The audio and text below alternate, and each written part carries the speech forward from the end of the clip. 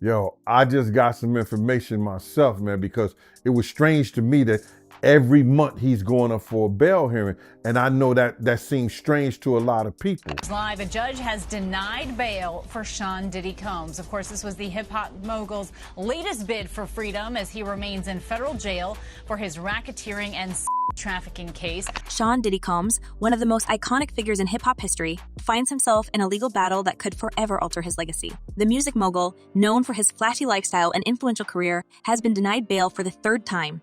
This decision, made by Judge Arun Subramanian, reflects the court's belief that no amount of money or restrictions could ensure the safety of the community if Combs were to be released. The judge's reasoning, laid out in a detailed ruling, paints a grim picture for the former Bad Boy Records founder, who now faces mounting allegations and a tarnished reputation. So yesterday, Monday, Diddy celebrated his 55th birthday, but this year was a lot different. It was no Diddy parties. It was none of that. None of that stuff. Well, happily so, I guess, right now.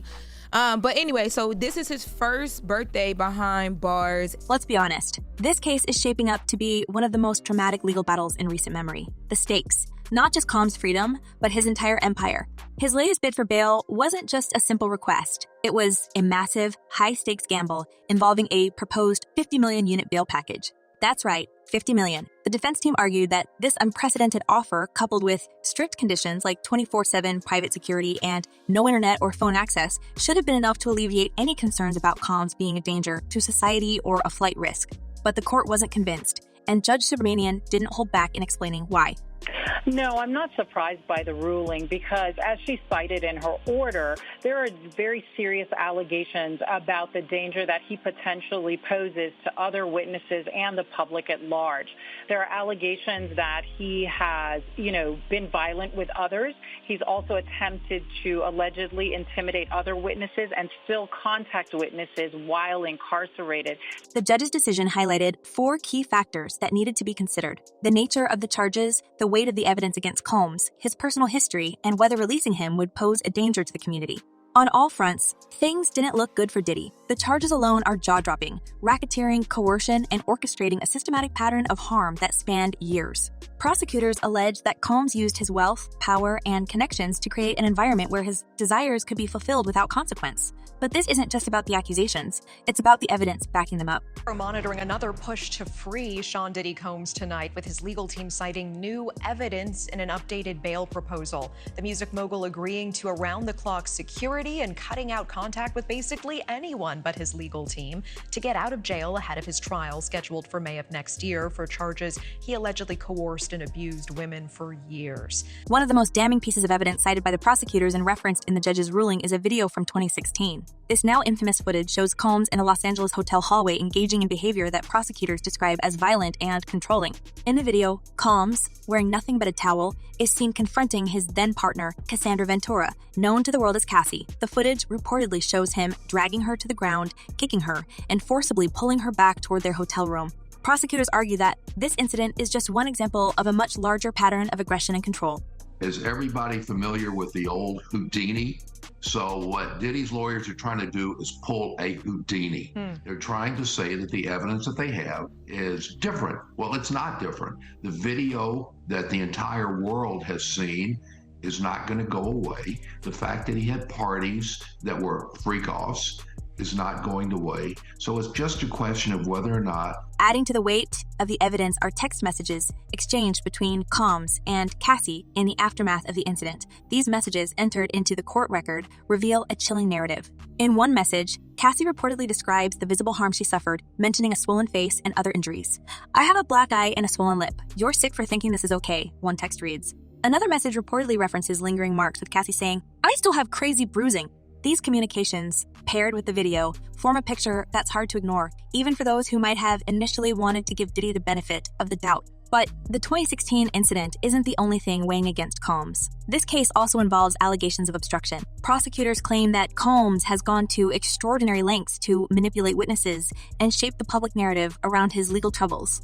While in custody at the Metropolitan Detention Center, Combs allegedly violated detention rules in ways that raise serious concerns. For example, it's been reported that he used other inmates' phone access codes to make unauthorized calls. He's also accused of using a private messaging service to communicate with individuals outside the facility, bypassing the standard monitoring processes. Even more troubling, prosecutors allege that some of these communications were aimed at influencing witnesses or even potential jurors. That's it. If it is privilege, of course they won't. But if it really is what the prosecution says that has nothing to do with the case, or even worse, it's actually evidence of witness tampering, because we all know the attorney-client privilege, there's a crime fraud exception. You can't use your lawyer to perpetuate a future or continuing fraud or crime. So if the documents are what the government says they are, they're going to get them again. And again, it's just going to be a matter of days, because I don't expect. One of the more bizarre claims involves a social media campaign tied to Combs' recent birthday. Prosecutors argue that this campaign, orchestrated with the help of his family, was designed to sway public opinion and, by extension, potential jurors. The campaign included a video of Combs' children celebrating his birthday and expressing their love for him while he listened in over the phone from jail. On the surface, it might seem like an innocent family moment, but prosecutors have pointed to alleged statements from Combs suggesting that the campaign was part of a larger strategy. During a phone call, he reportedly said something along the lines of, "I just need one," implying that he hoped to influence at least one juror. So that, they probably didn't see these notes, and they never will. But if you're Diddy, don't you, want your notes back? Yeah. If you've spent so many hours, gathering, evidence for your side or, strategy or whatever, for me, I'd be like, oh no, please don't destroy, please return. Then there's the matter of his alleged communications with a key witness in the case. This individual, described as a participant in several of the incidents under investigation, reportedly received multiple calls and messages from Combs, including after testifying before a grand jury. The judge noted that while Combs' legal team has offered explanations for some of these interactions, others remain unexplained. The fact that some of these messages were deleted has only added to the suspicion. All of this led Judge Subramanian to conclude that there's a significant risk of witness tampering, a conclusion that played heavily into the decision to deny bail. The defense, of course, has pushed back hard against these allegations. Combs' legal team, led by attorneys Mark Agnifilo and Alexandra Shapiro, has argued that many of the claims against their client are either exaggerated or outright false. They've also pointed to Combs' willingness to accept extraordinarily restrictive conditions for his release as evidence that he can be trusted to comply with court orders. According to the defense, Combs would have been confined to a 3-bedroom apartment on the Upper East Side of Manhattan, with private security guards monitoring his every move. He would have had no access to a phone or the internet, and his interactions with the outside world would have been strictly limited to his legal team and specific family members. If they did in fact occur, their argument is more than likely going to be that this activity was consensual, that this person was a willing participant, and not only that, but that these individuals assumed the risk of being present at those parties, of engaging and voluntarily engaging in the sexual conduct and being in those spaces, consuming and things of that nature. But as compelling as the defense's arguments might seem, Judge Subramanian wasn't convinced. One of the key points of contention was the proposed use of private security to monitor Combs. Prosecutors argued that such an arrangement would essentially amount to Combs paying for his own private jail, a scenario they claimed would create a 2-tiered justice system where the wealthy could buy their way out of detention. The judge seemed to share these concerns, noting that the proposed security team would ultimately be accountable to Combs, not the court. This led to doubts about whether such an arrangement could truly ensure compliance with the conditions of release. It sounds like there was probably a lot of hidden cameras as well. Is that what is being talked about? Yes. This was actually in his Atlanta home, at a home he had in Atlanta at one point. And it does seem that the person isn't looking into the video, so to me, doesn't seem like that person knows they're being videotaped. It doesn't seem like they're active participant in the videotaping. The judge also took issue with the defense's handling of a separate controversy involving notes seized from Combs' jail cell. These notes, which were photographed during a routine sweep for contraband, reportedly included troubling statements.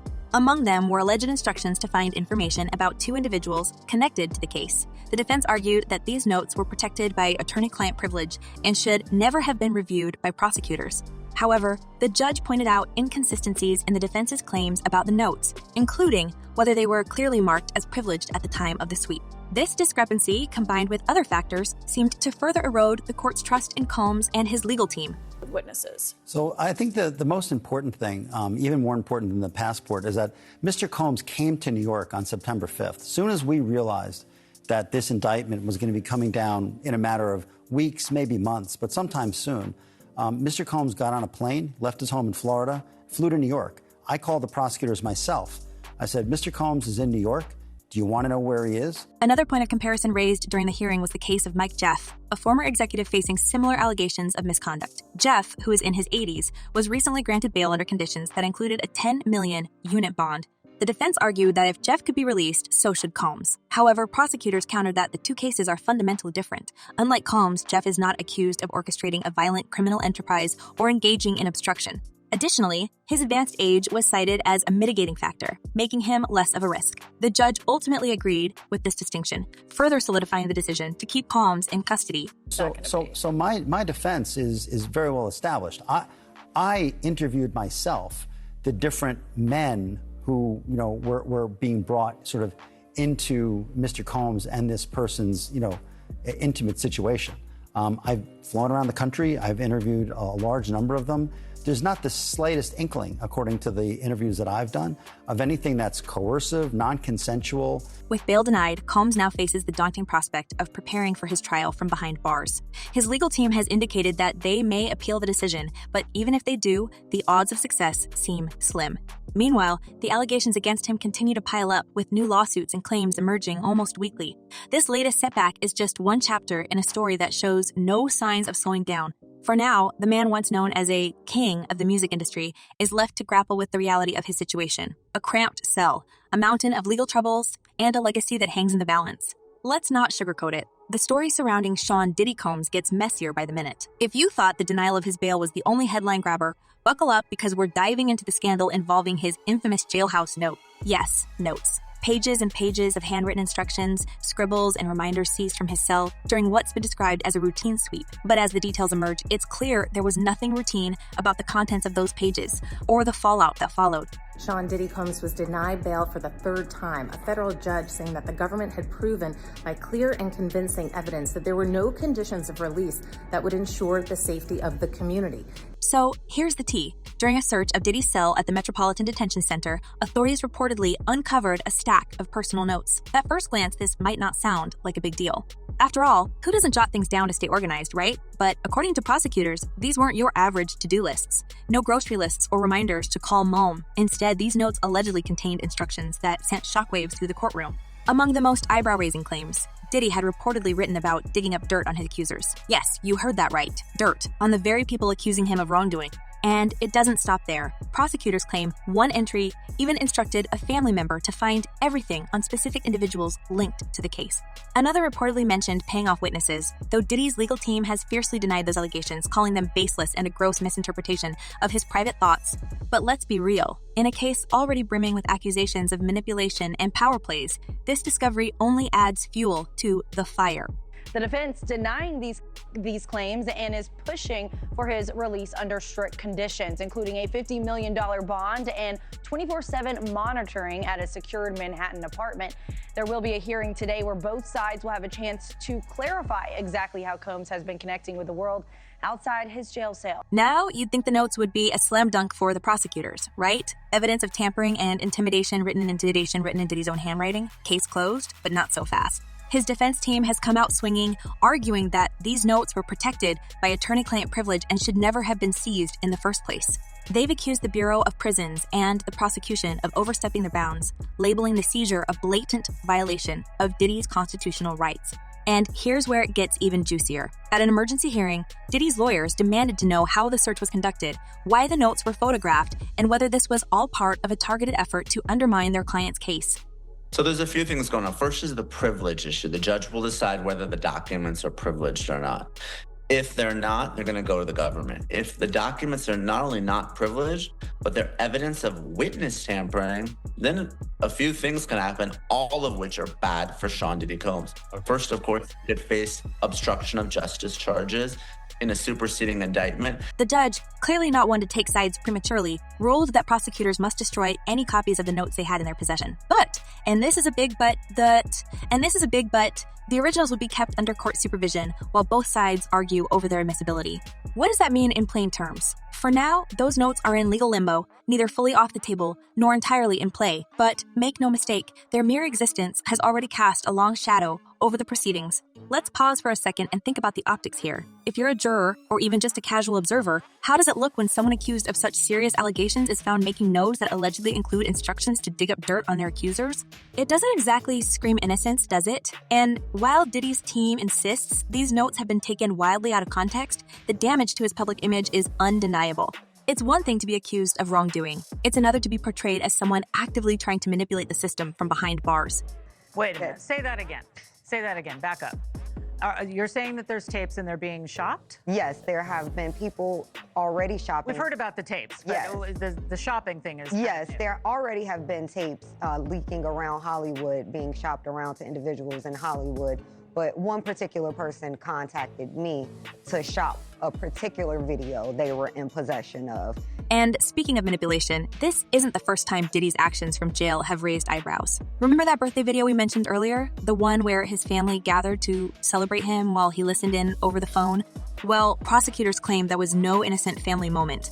Instead, they argue it was part of a carefully orchestrated campaign to influence public opinion, and by extension, potential jurors. According to their filings, Diddy monitored the video's engagement metrics and even discussed strategies to maximize its impact. "I just need one," he reportedly said, referring to the possibility of swaying a single juror to his side. If true, it's a bold, and some might say risky, move for someone already under such intense scrutiny. But let's not forget the players behind the scenes. Diddy's legal team has been working overtime to counter these narratives, painting him as a victim of overreach and media sensationalism. They argue that his actions have been mischaracterized and that, as a high-profile figure, he's simply trying to defend himself in the court of public opinion. And honestly, can you blame them? With so much riding on this case, not just his freedom, but his legacy, his empire, and his family's future, they've got their work cut out for them. Not buying it all, Kana. And safety can mean a couple different things. Safety just doesn't mean free from harm of violence. Safety can also, too, means emotional and mental dynamics that could occur by Sean Combs reaching out to potential witness to get them to possibly change their... Yet, even as his lawyers fight to control the narrative, new allegations continue to surface. One of the most explosive claims involves Diddy's alleged use of his wealth and influence to silence those who could testify against him. Prosecutors have pointed to instances where they say payments were made to individuals connected to the case, raising questions about whether these transactions were intended to buy loyalty or silence. Diddy's team, of course, denies this, insisting that any financial dealings were above board and entirely unrelated to the allegations at hand. But in the court of public opinion, where optics often matter more than facts, the damage may already be done. And then there's the question of accomplices. Because let's face it, if even half of what's alleged is true, there's no way Diddy could have operated alone.